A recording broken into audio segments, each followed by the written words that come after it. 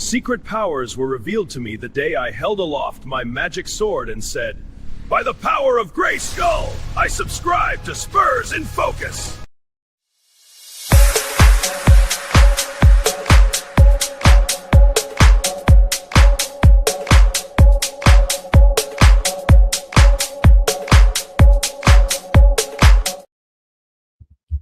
The San Antonio Spurs certainly had the power of Grayskull in Game 5, beating the Minnesota Timberwolves 126-97, lead the series 3-2. Welcome back to a brand new live episode of Spurs in Focus right here on YouTube, iTunes, Spotify, Pocket Cast, Amazon Podcast. I can go on and on. Yes, I am going to do it. YouTube Music, obviously YouTube. Go subscribe right now. Subscribe to Spurs in Focus on Substack, completely free. Google it, Spurs in Focus. Subscribe, be part of the crew. My name is Jeff Garcia, longtime Spurs writer in San Antonio. The guy next to me, you know him, you love him, Mr. Rudy Campos of the Sports Answer, who is jealous that he does not have the power of Grayskull. Don't be jealous, Rudy. Or are you the power of Grayskull? Maybe you are it. Jeff, I'm not going to say I have the power of Grayskull. I'm going to go ahead and let Prince Adam have that. I would rather be in Skeletor's shoes. I like Skeletor. And that whole Masters of the Universe world, I like Skeletor. I'm a Skeletor. Absolutely. Guy. All right. We're not going to nerd out. We're going to get into the heart of the matter. That is your San Antonio Spurs are now up 3-2 in the Western Conference semis. Once again, beating the Minnesota Timberwolves 126-97. Yes, it is going to be some good time. By the way, everybody, if you're out partying in the streets right now, San Antonio, don't be a knucklehead. Have fun. Celebrate. Don't do anything stupid, all right? There's your little PSA. Yeah, we're going to get into it all right now. We're going to give our general takeaways, our overall thoughts. I'll show you my takeaways in a few minutes. Then we're going to get into the turning point of the game, standout stats, standout players, and we're not going to forget about you guys. Spurs and Focus fans, leave a comment. Rudy's going to be reading to them and just reacting to them later on in the show before we put a bow on this episode. But yeah, Spurs took a belt and they gave it to the Wolves. Pretty much for the entire game. It was a little bit of a scare coming out of halftime, but other than that, no. The Spurs just wrapped up that fist and just punched the Wolves in the nose, and it was a win. Rudy, kudos to you. You called a kind of a rather large, wide margin of victory for the Spurs. I thought it was going to be like game one, just the Spurs winning. But no, you saw this coming. Why did you see this kind of a Spurs lopsided win coming to San Antonio? Well, one thing I mentioned when we did the show last and I said we were going to have a lopsided win was because of the officiating. It was going to be officiated differently. You saw a lot of fouls called on both teams. Both teams were getting a lot of fouls called, but the physicality was still there, and they were going to watch Wemby a little bit closer. As you could see, he was getting a lot of fouls called, not on him, but against him, basically. And they kind of, they were able just to play a little bit through, and the Spurs were the more physical team. They were able to get to the basket. That's a stat we're going to get to a little while here. But they were just going to be dominant, man. Wemby, when he got thrown out of that game, the weird thing is he wasn't pissed off. He wasn't upset or anything. He was calm about it. And he was like, okay, no worries. You mean to tell me I'm going to get an extra 2.5 quarters of rest before the next game? I'm all for that. So that's why I figured they were going to come out strong. Not only that, the San Antonio crowd has just been electric this entire playoff so far. So yeah, I mean, everything pointed to a lopsided win for San Antonio, and the officiating, like I said, it was going to be called a lot tighter. You notice that, Naz Reid didn't get, he couldn't get away with a lot of stuff. Same thing with Jaden McDaniels. He got into fouls. I think he had 5 fouls tonight. So yeah, everything for me pointed to a Spurs lopsided victory, which I didn't expect this kind of lopsided victory, but hey, we'll take it, man. When I say lopsided, it was at one point a 30-point lead for the Spurs. 3-0. You heard that right. Yeah. Overall, what I liked about it is just the Spurs set the tone early, particularly in Wembanyama. 21 points at halftime. I mean, he just really set the tone, coming off a kind of a frantic 48 hours after the elbow hurt around the basketball world. Mitch Johnson, after the game, did say that this was a mature Wemby that he saw out there. This was a all-around player that he saw on the court, not primarily a defender or an offensive guy. That he just showed maturity on the court, especially with everybody abuzz about his elbow and suspensions and should he not have, should he have been, all that stuff. So yeah, right away you knew the Spurs were coming out for business. And the other thing too is that, again, another general observation, another Spurs win. Not only was it lopsided, but also holding this team, Minnesota, under 100 points, 97. This is a team loaded with, on paper, firepower from Ant Edwards to McDaniels to Renaz Reed to Julius Randle. But no, they held this team to 38% shooting for the game. Yes, for the game. The Minnesota Timberwolves had no offense, really too much in their bag for the game. Another observation I didn't see really was this, is that even though they were coming off that elbow incident and, the Wolves going to be physical or not, they remained physical. They didn't back down. Nothing got dirty, although they called a quick tech on Gobert to start the game. But outside of that, I thought the Minnesota was once again being physical with them, and Wemby responded appropriately. He did not crack, as we saw. He just let his game do the talking. Yeah, and I mean, again, that was kind of a head that just popped. Basically, the volcano was getting ready to erupt. It's already been a few years that he's been physically, assaulted. We'll say basketball term, in the paint and on the court as well. So it kind of came to a head. He threw that elbow, and it was an intent elbow. I mean, everybody could see it was a very intent elbow. And he was able to just let it all out in that one play. Yeah, he got kicked out for the game, but he was going to be in there for game 5. Nobody really felt he was going to be suspended for it. But that's the thing, is that he was able to shake it off. And all season, when you and I have done shows, it's been the same thing. This is a team that when they've come off of a loss, they are never down about it. As you can tell, they were talking about the team in Minnesota that after the loss, they were laughing, they were having a good time, they were relaxed, there was no problem, no pressure, no nothing. This is a very different basketball team compared to a lot of past championship teams, where we see, hey, we're on a loss and we've got to do this, we've got to do this. These guys take a loss as it was just another day at the office, and they bounce right back. So again, it's funny, regular season, we haven't seen more than a 2-game losing streak for San Antonio, and in these playoffs, every single loss they've bounced back in a massive way. So it's just a great overall team right now for the Spurs.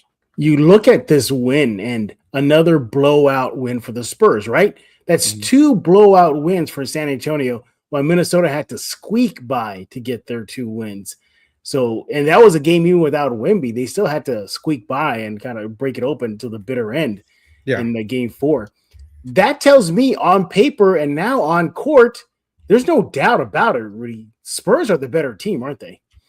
They are. I mean, there's no doubt about it. And it's actually on both ends of the court, man. They are a prolific offensive team. You've got 4 guys at minimum that can put up at least 16 points a night. When it comes to Wemby, Fox, Harper, and Castle. Then you get the shooting by Champagny, the right at the moment type of shots where he's knocking down a 3 here and there. Then you've got Keldon Johnson, who again, everybody was worried in that Portland series, and I said it was a matchup problem. Now he's playing against Minnesota, and you see the old Keldon Johnson, 6th man of the year, come into play. So this team would, we say earlier, we thought, well, is this the best Spurs team we've seen? I mean, we said it possibly could be because they play both sides of the ball. You saw them clamp down on Minnesota. And when Minnesota was making a comeback, Jeff, Spurs fans thought, oh, crap, here we go again, especially in the 3rd quarter. Here we go. We're going to blow another lead. No, that's the difference between this Spurs team and past Spurs teams, is that they concentrate just as much on the defensive side of the ball as they do on the offensive side of the ball. This is probably one of the most, I would say, from top to bottom, very few weaknesses Spurs team that we've seen in a while. Yeah, there's very few weaknesses on this team. You think you have them down for the count, handing them a loss, as Rudy, you pointed out. No, they bounce back pretty fast. Remember, in the postseason, they have not lost back-to-back games. They have not. They lost 1 to Portland. They came back and win. They lost 1 to Minnesota to start the series, and they came back to win. And we saw it again. They lost game 4, and they came back to win. So they don't take losing too well, and they really want to get back on the winning track. Here's the other thing, too. When I look at this Spurs team, once again, I'm reminded just how well-balanced they are. Just well-balanced. Victor's going to Victor. We know that, right? But Yeah. you saw in tonight's win, you got contributions from Keldon, contributions from Castle, from Harper, to Vassell, to Champagny. The list goes on and on, from Fox as well. And even when, the only, if you want to pick one bad thing that happened, there was one bad thing, was the start of the third quarter. The Wolves went on a plus 12 run. The score was 59-47 Spurs with the lead to start the third. Mm-hmm. And the Wolves go on as mentioned, a 12-0 run to close the gap to 61 all. Yeah. And you saw contributions from Ayo, DeSumo, Jaden McDaniels. They scored 5 apiece. While the Spurs went cold. But look how they responded. So the Wolves go on a plus 12 run, right? Yeah. So after they were done with that run, you would think that this young team would get rattled, right? They get shaken up. They did not. This is how they answered. This is what I loved about it too.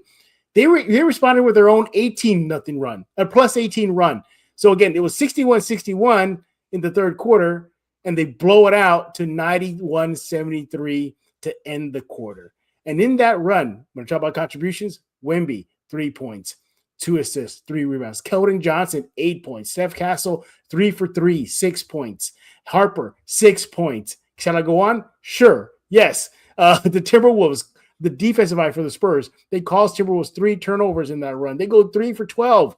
Spurs defense holds the Timberwolves in that run.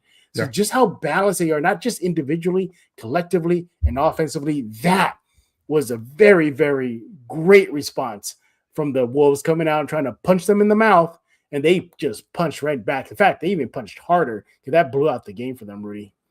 Yeah, it did. And again, there you could hear all of collective San Antonio just like, oh crap, here we go again. Yeah. Maybe we shouldn't go put gas in our car, so we can't go honking tonight. But no, then the Spurs, they took that punch, and it seems like, I think Tim Gonzalez, a fan of the show, recently said this last game in Minnesota was like a 12-round fight. And that's exactly what we saw in this game. We saw that the Spurs were getting punched, but they punched back. They would do, a couple of uppercuts, a couple of jabs, and they would do a couple of combos, and it would just knock Minnesota back off of their pedestal. So the third quarter was the key quarter for both teams. Spurs were able to pull it off. They were able to break away and just run away with the game after that third quarter. But yes, this team, again, it's a very inexperienced team, but that doesn't matter, and that doesn't make a difference all season long. Again, we would have seen it at the beginning of the season or during the season when they would lose one game, lose another game. You finally thought, man, this is where the season's going to turn. They're going to probably go on a 5-game, maybe lose 6 of the next 8. Is this going to be bad? Never happened at all. And it still doesn't happen in the playoffs. Every time you doubt this Spurs team, they show you something different. And tonight, Jeff, it felt like the reason why they're one of the best, if not the best defensive teams in the league. They clamped down Minnesota. A team that averages, I think, right around 108, 109, right around that point. So, it was a great win overall for San Antonio. Yeah, the Wolves in the in this series, they average about 104 points per game versus the Spurs. Spurs held them to 97, which is just tremendous. Tremendous. You mentioned the defense. You cannot forget about this. Look at the defensive side of what the Spurs did. Offensively, they did enough to win. Yeah, duh. But 11 offensive rebounds to the Wolves 10. 39 defensive rebounds to the Wolves 32. So they won the battle of the boards. Yeah. Blocks, obviously Spurs. You got a guy named Wemby there. Even Keldon Johnson had a tremendous block on Rudy Gobert. I mean, that thing was just vicious. 8-4 Spurs advantage. How about steals? The Spurs had 2 more steals than the Wolves, 9-7. And fewer turnovers, which is good. 15-16. I'll take it. But a big key for me, second chance points. That was the category that the Wolves were just cooking the Spurs throughout the series. And that really was one of the reasons why they were able to come back. Yeah. Well, 12 points, second chance points for the Wolves in game 5. They averaged 21. Spurs did a better job at controlling that situation for them. So all in all, it just a tremendous, tremendous win for the Spurs. And Minnesota, now they are in a desperate mode now. They have to win the next. They are in a must-win situation. Who said 6 games? This guy, right? Just to remind everybody, I said 6 games. Okay, you did say 6 games, but thank you. We'll go back. We'll revisit that on Friday. Are you still certain about that though? You still feel it? I feel it. I feel like a game 7 is on the way. I called Portland in 5. I called Minnesota in 6. I have no reason to doubt myself. And you know what? For everybody that's followed me and all of my shows in the past, you should never doubt me ever. So yeah, I'm calling 6. Jeff. Do you run Vegas? Because Vegas always wins. The house always wins. No, I still have a full-time job. So I mean, if I ran Vegas, I wouldn't be working, man. Yeah, I bet you'd be like Biff in Back to the Future 2 when you had the almanac. You have the almanac, don't you? You son of a bee. You have that almanac, don't you? I will not confirm nor deny that I have that almanac. Sorry. We are talking with Rudy Campos of The Sports Answer. He is on X at The Sports Answer. I'm on X at Jeff G Spurs Zone. Leave us your comments. We'll love to read them. But if you're in the chat right now, leave a comment. Rudy's monitoring it. He's the guy in charge. And later on this show will be your time to react to the Spurs win. Yes, Spurs win 126-97, 3-2 lead heading to Minnesota Friday night, where maybe, just maybe, Rudy may be right once again. All right, Rudy, let me give you my big takeaways from the game. I'll cue them up right here. Let's go. And, where did I put them, everybody? Oh, there they are. All right, these are my 3 keys, or takeaways, I should say, from Game 5. Number 1, I kind of said it already. Wemby set the tone in the first. Just a dominant performance coming off the ejection. Didn't look worse for wear. Didn't look nervous. He was dealing with the physicality, and he was dishing the physicality as well. So kudos to Wemby. KJ finally comes alive. That was a big, big takeaway for me. You needed some production off the bench, and you got it from the 6th man of the year from San Antonio. He poured in 21 points, 2 rebounds in 22 minutes. He shot 50% from the field. And he shot 72% from the field. Way to go there, Keldon. Yeah, 72%, 8 for 11, and connected on 4 or 5 free throw shots. Yeah, just a all-around good game for Mr. Keldon Johnson. He was a plus 17 on the night for the Spurs. And more importantly, he came alive when you needed him. He had 5 points in the fourth quarter, 8 points in the third when the Wolves were trying to claw their way back into the game, and they did. They took a lead, everybody. Yeah, the Wolves took a lead for like a second. More of that in a bit, but that was it, though. They were like, the Spurs were like Devastator in that GIF, where he's like, ha, ha, ha, ha, no, and just shoots his laser beams at them. Yeah. That's what the Spurs were in that third period. And finally, my big takeaway, but it's actually from the Minnesota side. Ant has no help. He has 0 help. He ain't getting anything from Randall. You're getting bare minimal offensively from Rudy Gobert. McDaniels looked like he could have been that supporting cast for Ant, but he got into foul trouble.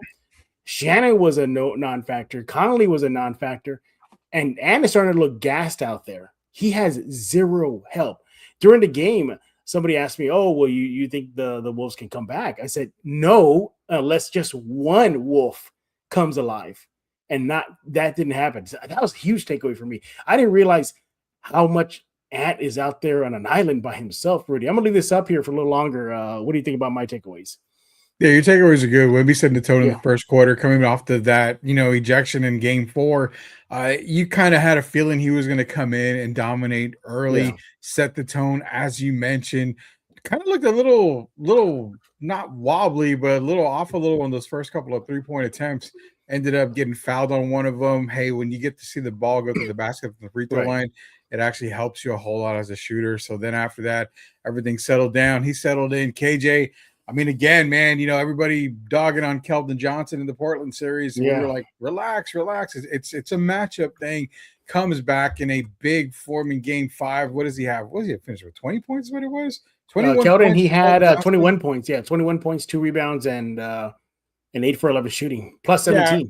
I mean, you also could throw in the 2 steals and 1 block. So he kind of did everything tonight for San Antonio, brought the energy, made it tough for the big men down low for the Minnesota Timberwolves. And with no help, I'm going to give you a little pushback here, man. I mean, I've got to give you pushback on one of your takeaways.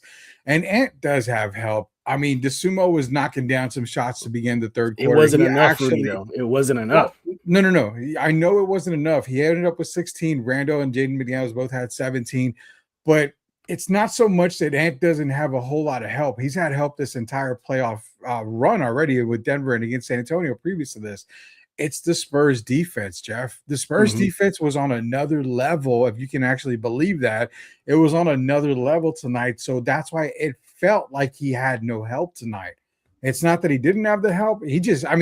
If he didn't have help, he would have gone easily for 35, 36 tonight. He only went for 20 points. So the entire Minnesota team just struggled tonight. They went on runs, and it's the NBA. Teams are going to go on a run every single night. And it's a key thing in the NBA. But it's not that they didn't have help. It's just the entire team just sucked tonight. I want to put it the easiest terms here.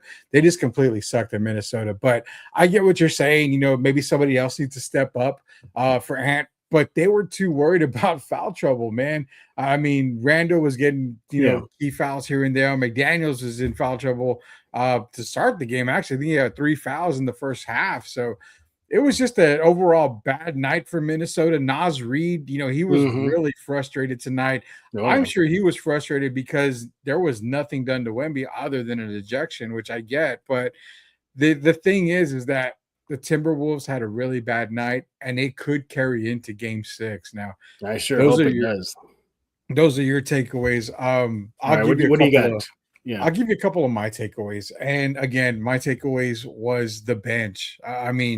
You've got Keldon Johnson, who came off the bench, having the 6th man of the year. Dylan Harper, again, didn't go off for 20, but those 12 points were huge 12 points and key points of the game.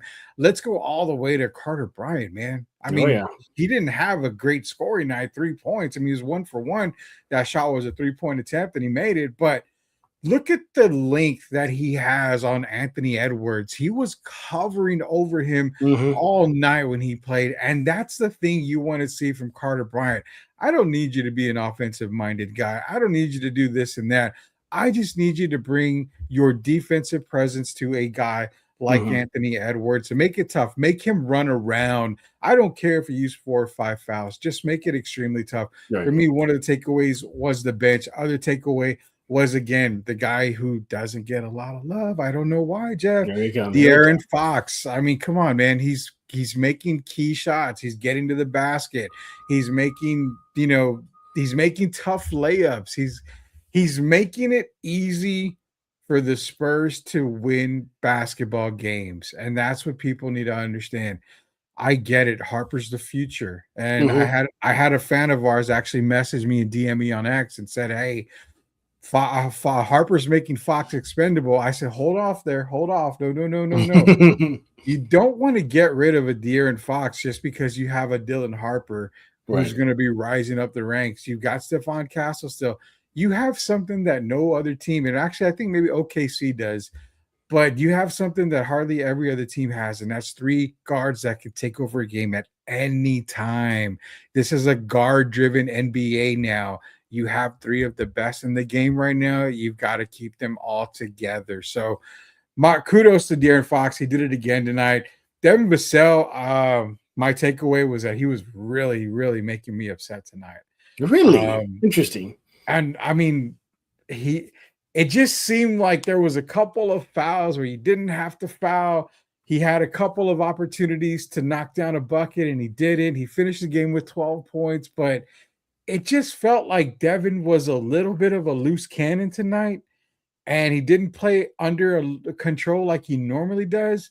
Wasn't a bad thing. I think he was a little overstimulated, we'll put it that way. A little excited, in this moment here. Maybe because they were up 20 points and he was just like, I'm having fun with this. But again, he kind of worried me a little bit. They're like, why are we doing this, Devin? You got to relax. You got to chill. Those are my takeaways, man. No, I want to go back to your Fox comment here. You look at what he did in tonight's game 5 here. 18 points. That's 1 point more than he's averaging in the series at 17. Okay. Rebounds, 2.8 rebounds average on the series. He had 4 in game 5. He had a little bit more assists, 4.2 for the series, 5 in game 5. And he went 6 for 15 from the field. Now, you're going to love this. Here we go. Let Rudy start popping his collar. All this, slumping in this chair like this, putting his hands, man, like this, like Chewy did in the Falcon. Rudy, your guy, De'Aaron Fox, he was a plus 24 tonight. That's it. Plus 24. Telling you. I don't see the hate. I don't think you want to trade him either. I believe he was tied for the highest plus minus. Yeah, him and Victor. Yeah, Yeah. him and Victor. I mean, the guy's. It's weird because fans think, well, because you get paid this much money, you're expected to have a good game every single night. And it's like, it's not possible, man. Not every guy has a good game every single night. I mean, I thought you do. No, not even me, Jeff. What? The nights that I have a bad game, it's because I don't try and I don't want to try. What's the point? I'm already the best there is, the best there was. There we go. All right. So why try most nights? I mean, you're feeding the ego here. But no. I mean, De'Aaron's. See, the problem is people think De'Aaron's the number 2 guy, but he gets paid as a max guy, so that's why people assume he's a number 2 guy. He's not exactly the number 2 guy. Is there really a number 2 guy on San Antonio? I mean, you can go Victor 1, you can go De'Aaron, you can go Stephon. Now you can go Dylan Harper. Yeah. I mean, there's other options. So there's really no Robin. There's a Batman. There's a Nightwing, a Tim Drake, and who else you want to call it, for Batman there. So there's really more options at a second option than people realize. So that's why I kind of get on the De'Aaron Fox bandwagon every now and then. All right, well, there you have it. Your general observations, takeaways from Game 5. Once again, Spurs win 126-97. They have a 3-2 lead in the series. Now, it does shift to Minnesota for Game 6. If there is a Game 7, it will be on Sunday. Hopefully not. But hey, Spurs earned the right to have home court advantage, and there you are. I want to go back to Vassell real quick before we take a break here. Sure. 12 points, yeah, but he was a plus 22 on the night. He was a plus 22. He had a block. He had 2 defensive rebounds, 2 fast break points. He went 40% shooting from the field, 2 assists. So the numbers show that he was still a positive impact. But I think, are you trying to say you just want more out of him? Because even in that pivotal, second half, he poured in 7 points in the second half when the Wolves were trying to score him. So, I mean, he did enough. I think he did enough in Game 5. Yeah, I mean, I know we're not supposed to cuss, but I'm not shitting on Devin Vassell. I mean, I'm really not. I'm really not. My thing is that it's like there was a couple of moments where he would get a ticky-tack foul, or he would have an open jumper, and it would he wouldn't make it. It would be like, come on, Devin, this is stuff. He had 3 shots in a row where he missed. I remember that. He had 3 shots in a row. Yeah. So you get what I'm saying. There was like a little bit of frustration, like, okay, these are shots you were making. These are shots that I think a couple of them were even wide open, and I'm like, really, like, this has to go in. You got to get that confidence back. So it's not that we were raining on Devin Vassell, crapping on him or nothing. I'm not doing that. I just think for me, it was almost at the point where, okay, Devin, we may need to get you out of this game and bring in Harper or maybe Keldon, who's having a little bit better of a game, and just kind of go on to the next game from here. But again, not crapping on him. He had a good night. It was plus 22. But again, that's what we talked about last time. The plus or minus, to me, it can kind of seem a little wishy-washy because you can do okay throughout the game, not really make much of an impact, but you're a plus 22 because everybody around you is balling out and you're on the court at that time. So that's what I'm saying. I don't really look too much at the plus or minus a whole lot because it could be a little wishy-washy, but no, Devin had, he had a decent game. I just was more frustrated in certain times of the game with him. All right, well, there you have it. All right, once again, those are our takeaways, general observation of the Game 5 win for your silver and black. We're going to take a quick break, and super quick. And when we get back, we're going to do turning point, the standout stats, standout player, and then finally we get to you guys, Spurs and Focus comments you guys are leaving right now. I see it's very active right now, so keep it coming. All right, we'll be right back in just a few seconds.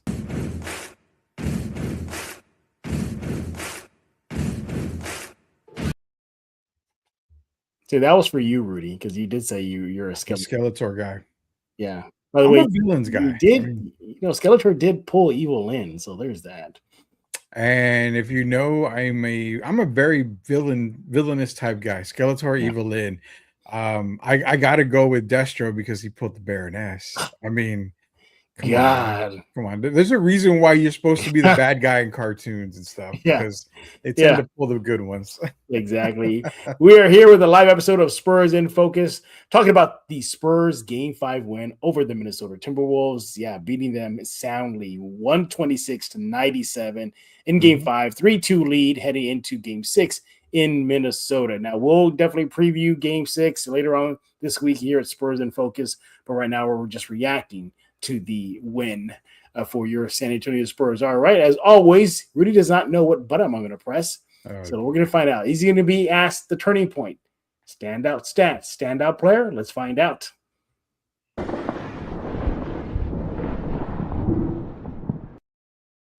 All right. Turning point for me is it's going to be the third quarter. But my turning point is when Minnesota went on that 12-0 run to tie the game in the third quarter. Why is that the turning point?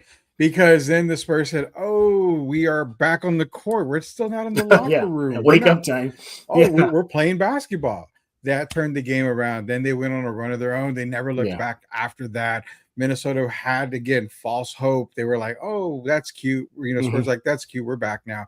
They took away everything from Minnesota. The defense clamped down on Minnesota after that 12-0 run, made it tough for Anthony Edwards. The sumo got started early in that third quarter. Spurs shut them down. Kudos to Mitch Johnson and the coaching staff again. They made the adjustment after that 12-0 run, call timeout, made the huge adjustments. And after that, it was just game over, lights out. Turning point for me was thank you, Minnesota, for the 12-0 run, because it woke up the San Antonio Spurs. They went on a run of their own. Game over. Good night. For me, my turning point was the ending of the fourth period. The Wolves did go on a mini run just to put a little bit of a scare in San Antonio. I think around the 5.5 minute mark, the score was 106-91 Spurs, and the Wolves were clawing back. But again, my turning point is how they closed it. They went on a plus 14 run, not 106-91, ended obviously 126-97. In that run, the Spurs go 8 for 11 from the field, while the Wolves go 1 for 9 and 0 for 5 from the three. That was my turning point, just putting the final nail in that coffin for Game 5. All right, what's next for Rudy? Let's find out.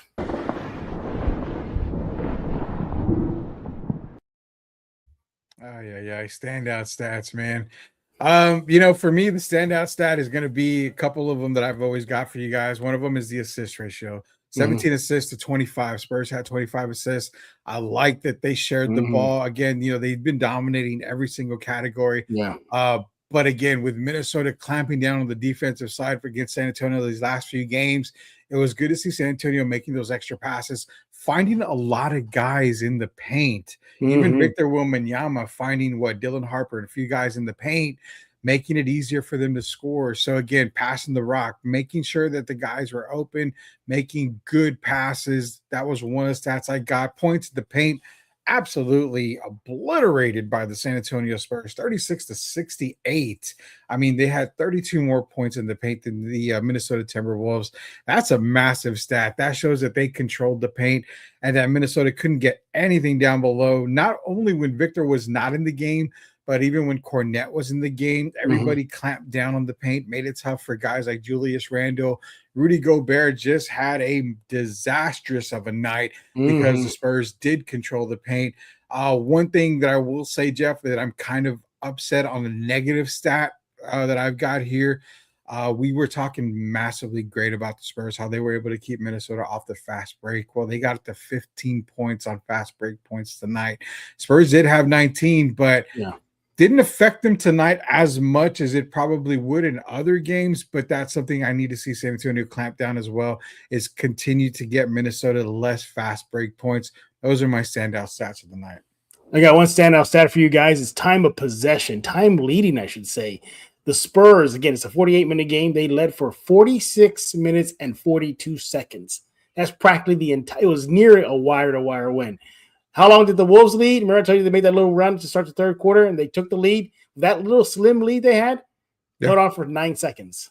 9 seconds. And the Spurs just said, nah, you're good, Minnesota. Time to go to sleep. Time for the little cubbies to go into the little den with their mommies. They just a time of possession. My time lead, I should say. My goodness. 46 minutes, a little over 46 minutes. Wolves, they just didn't have a prayer in game 5 against the Spurs. All right. And the final category here, it's obvious.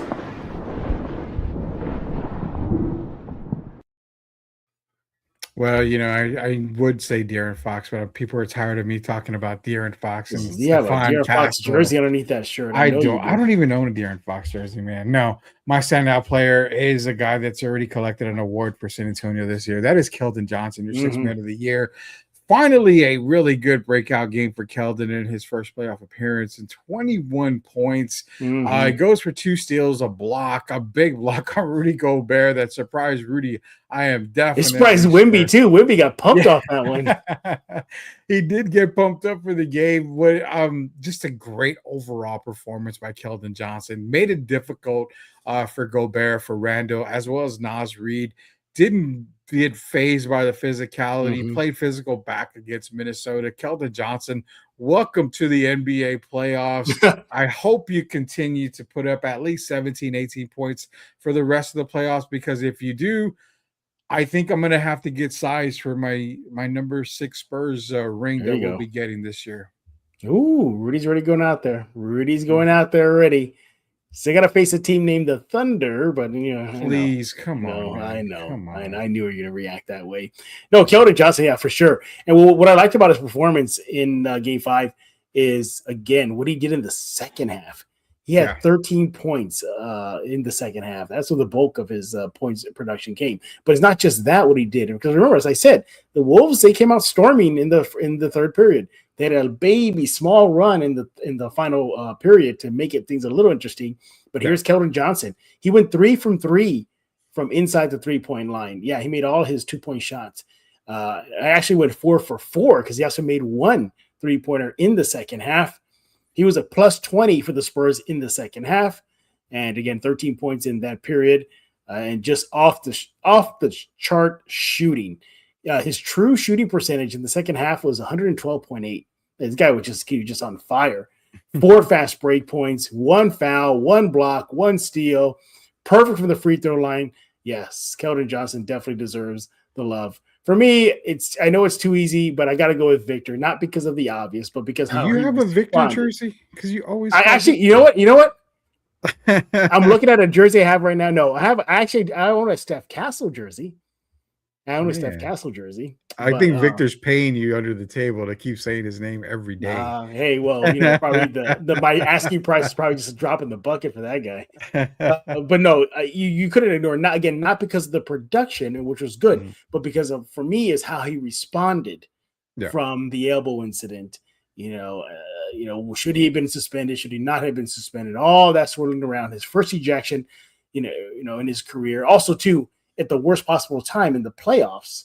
We're going to get beast mode, Victor, and we pretty much did.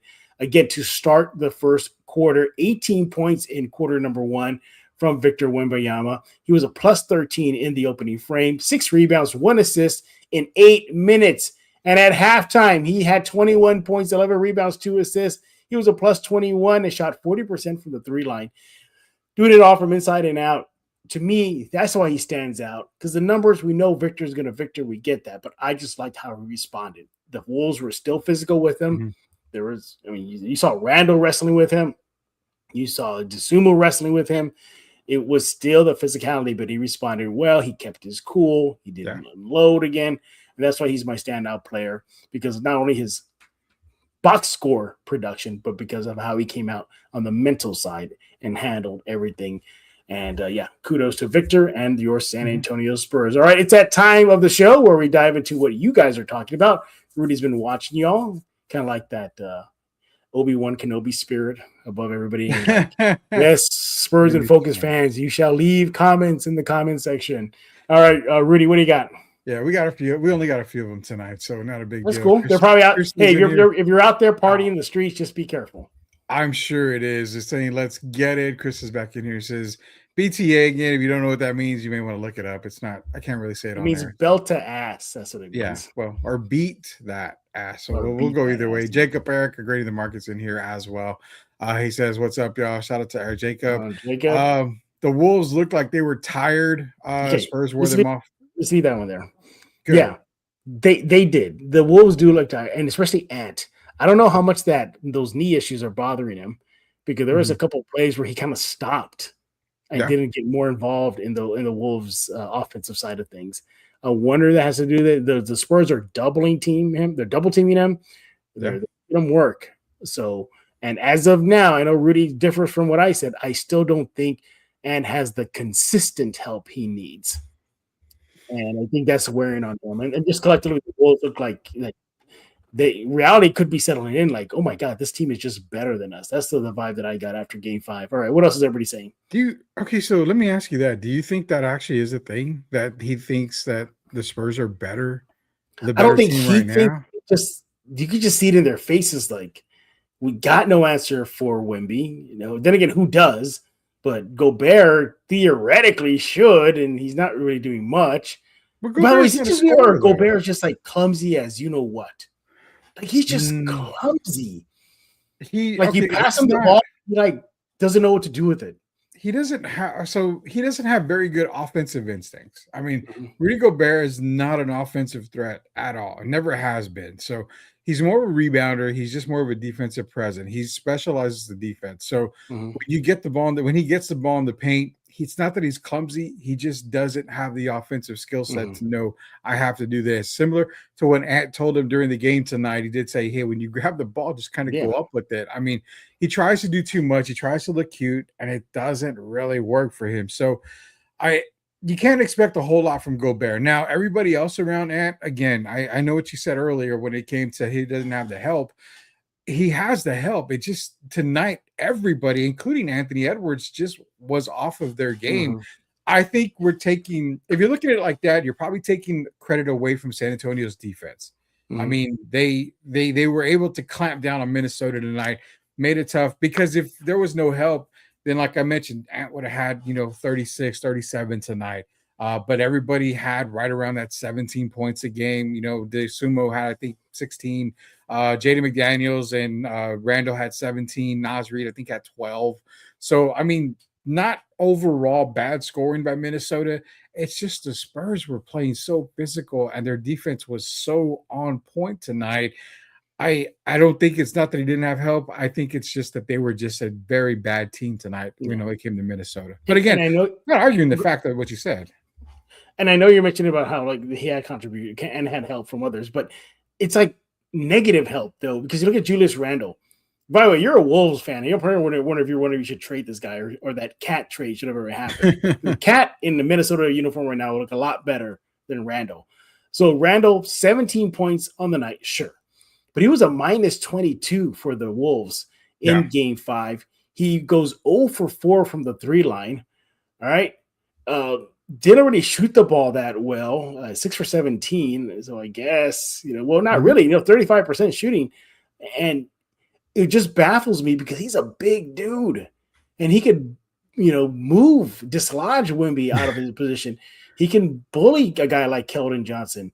And you saw during the game, even the announcers were saying, like, Julius Randle, you got to get going. Julius Randle, you got to get going. He only had 2 points in the opening frame, and he's like a little bit too little too late in the fourth period. That's where he had the most of his scoring at 9 points. Even then, in the fourth, he was still a -4 for the Wolves. So you got to wonder, would things be different if Cat was in a uniform still and not Julius Randle? I think it may be. I would say yes. All right. What else is everybody saying? Tim Gonzalez, and 75% of whoever wins Game 5 up 3-2 win the series. We'll take that. That's what I'll go back to that. That's why I told you when you mentioned about Game 3, I was like, I understand Game 3, but I'm more interested in Game 5 because if you're 2-2, then Game 3 is just kind of a wash. So Game 5 to me meant, more than anything between the teams. I thought Jeff was going to give outstanding stats to those two fans who dressed up as alien costumes. I saw that. Yeah, I saw that. I didn't even see that. Wolves got out of the gym trying to get in Wemby's head, out of the game trying to get in Wemby's head. That is a fact. They really were trying to get into Wemby's head. He kept this cool. Shout out to Mortal Kombat 2, Shaolin Monks as well. Kind of tied in with Wemby there a little bit. He was able to. I might go see the new movie sometime tomorrow or today. I heard it's pretty good. I heard it's pretty good. Yeah. So, they are trying to get in his head. Juan Piece is in here, says shout out Castle. Only 3 fouls. There you go. Yeah. And we didn't even touch on Castle. Yeah, 17 points in the night, 4 rebounds, 6 assists, +4 for the Spurs. And did really, really good. Although he went scoreless in the first period, but he came alive in the second half with 12 points. Yeah. And you're right. Yeah, four turnovers though that did hurt, but nevertheless 3 fouls. So shout out Castle. Tim Gonzalez, did Wimby still move from Jamal Crawford on place at Reggie Miller? Jamal Crawford has been working with Victor Wembanyama the past couple of years, so we will see a little bit of movement there. Yeah, we saw the dream shake. Didn't we see the dream shake? We did. Yeah. We even saw he palmed the ball like he was going to shoot and ended up passing. Oh, yeah, I saw that. Again, I'm going to do a whole show on Wemby. I guess I'm going to have to because you're making me feel bad for not calling him a great of all time right now. But I'm late, but Harper leading all bench players in points is huge as a rookie. CV, I'm glad you're here because maybe Jeff can finally give me kudos when I said last show that Harper's going to be a superstar. When did I disagree with you with that? I never disagree with you with that. Okay, so let me bring it back. I said he was going to be a superstar. He has receipts, everybody. He has receipts. A superstar, you think? I said, yeah, he's already going to be a superstar. Yeah, right. So not that you didn't believe me, you just kind of said, well, why are you calling him a superstar? Hey, well, didn't you also call that he should have been the number 1 pick, not Flag? Dylan Harper should have been the number 1 pick. Before the damn draft even happened, my rankings were Harper, Ace Bailey, Cooper Flag, 1, 2, 3. And I never changed it. Dallas, you got Cooper Flag. Congratulations. You got the second, maybe third best player in that draft. San Antonio drafted the one guy that's going to be a force to be reckoned with for years. What do you think about VJ, though? VJ is not that bad. VJ Edgecombe, after the rankings came out, I probably had him at 4 or 5. That's who I had. But Cooper Flag was ball dominant. If you give the same opportunity to Dylan Harper runs away probably unanimously as a rookie of the year. That's how good he is on another team. So luckily San Antonio was able to get him. Booty Gobert. I've been called Booty 1 or 2 times in my lifetime. Champagne had some great open threes, missed it. Well, high school, they used to nickname him Booty Campos. I thought that was the nickname your wife gives you. Sorry. No, definitely. She has words that we cannot say. Oh, okay, yeah, that's between 4-letter words. Yeah, 4-letter words that she calls me that are very bad. Champagne had some great open threes missed. It's 2 games now. If he ain't gonna make them, let Carter get some minutes. Mm-hmm. What do you think on that? Because Carter's been getting some good run, but I don't think you take out Champagne over missed threes. No. I know Champagne has been a little iffy in the 3-shot of late. He started off pretty well in Game 5. Yeah, he finished with 8 points on the night. He had, I think he had 3 points. Yeah, we had the 3-shot in the opening period. Yeah, but he's still a little more of a legit threat. And I think I like Bryant coming off the bench for now. I think that's the perfect spot for him. So I think you stick with Champagne unless the wheels fall off. Other than that, no, we're good. I'll tell you, Derek Gervin and I talked earlier about Carter Bryant. He's going to be fighting for some starter minutes probably in the next couple of years. That's how good that we think he's going to be. CV's dropping a lot of comments. Love it. What's with DeSumo and Ant-Man getting in Wemby's face before Wemby destroyed the rib? Gamesmanship, that's all it is. Yeah, but you saw the push at the end. I saw it. Yeah, I saw it. But hey, welcome to the playoffs. Well, I'm glad Victor didn't respond. Exactly. I think they're trying to get under his skin to see if he retaliates.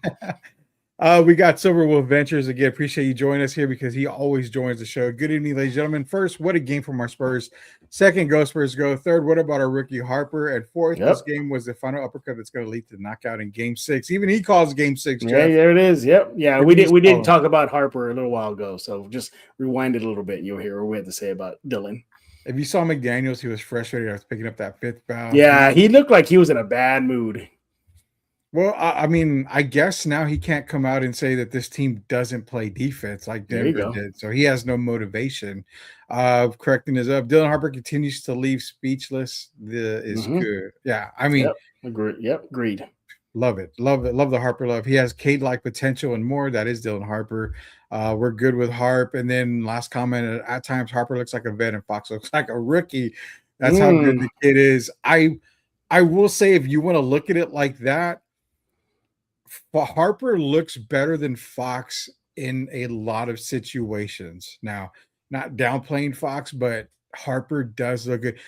I don't know, Jeff. I need you to look at this at the next game because I kind of noticed this too. For the fans that always talk to us, does the team look better with Fox and Harper in the backcourt than they do with That's a Fox great Castle, question. Harper Castle? I've been toying with that topic for a future episode of Spurs and Focus, but I don't know. I think Fox is hearing footsteps, but I'll still give a slight edge to Fox as of now over Harper. But I think next year, I think Mitch and the coaching staff have a problem because Harper is starter worthy. And so is Castle, and so is Fox. Something's gonna have to give now, unless he's cool with being part of that bench reserve. Fox, I think that's the only way, because you don't bench Castle. You can maybe bench Fox, but I don't know if Fox is ready for that. And I don't think the Spurs would do that to him. So this is where it comes into play. You have Fox, you have Harper, you have Castle start. I mean, I'm being dead serious. Those three guys is starting.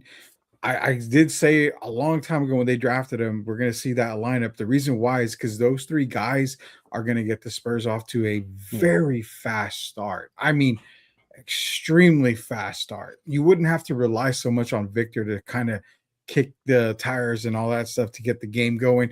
Those three guys can get the Spurs off to a tremendous start to start every single game. But again, for Spurs and Focus, take a look at this, because look at the next game. If you have, when Fox and Harper play together, to me, it seems like the passing is crisper. It seems like they're able to get to the basket. It seems like you're able to see a lot more pick and roll. It just seems a lot more fluid than when you see Fox Castle or Harper Castle. I think those two guys in the backcourt actually make the team a little bit better in sense, but it's something for you to kind of look at too. I've looked at it. I've toyed with it. I'm going to talk to Derek about it. We may talk about it on Friday for the drive. So some other stuff. Real quick, just to add to this. So according to Data Baller, Fox and Castle on the court together, they're a +8. All right. And then who's the other combo you want here? Fox and Harper or Castle and Harper? So do Castle and Harper now. Okay, so Castle and Harper, this is see what that gives us. So remember, Fox and Castle a +8. Yeah. Castle and Harper +11.5. Now do Fox and Harper. Okay, let's do Fox and Harper now. So we had a +8, +11, +7. Okay. So the Castle Harper combo works slightly better. Slightly better. And then you've got Fox and Harper right after that. Yeah. Okay. Yeah. So again, it's relatively close, man. It's relatively close. Yeah. That's why you don't get rid of any of these guards. I mean, that's why you keep them. Look at the thing they got. A lot more comments coming in at time. Okay, so Perry Perez is in here. Yo, clan, if they take Rudy Gobert out of the game for Game 6, do we need to bring Milk Chocolate in, Cornette and Wemby? I'm fine with that. That's a good one. Silver Venture, thanks guys for the great Spurs content. Yes, thank you guys for showing up. Harper, 5 offensive boards. If they take Gobert out of the Game 6, we got that comment in. That one. I think it's safe to say that if Harper fits in better with the Spurs first unit, and Fox could probably benefit coming off the bench, so he'll get more opportunity to play his game. That's a very conversation they're going to have in the offseason. It's a difficult talk. I think that's a whole episode that we could do. Yeah, that's a tough one. I think they will take pay cuts, stay together. The chemistry is good between them. I think so too. Wemby's going to go the route of Tom Brady and Tim Duncan. He's not going to. You think so? I believe so. I believe he's. I hope so. He's going to get his max deals, but he's also going to get his first max deal. But let's not deny that he's going to get his first max deal.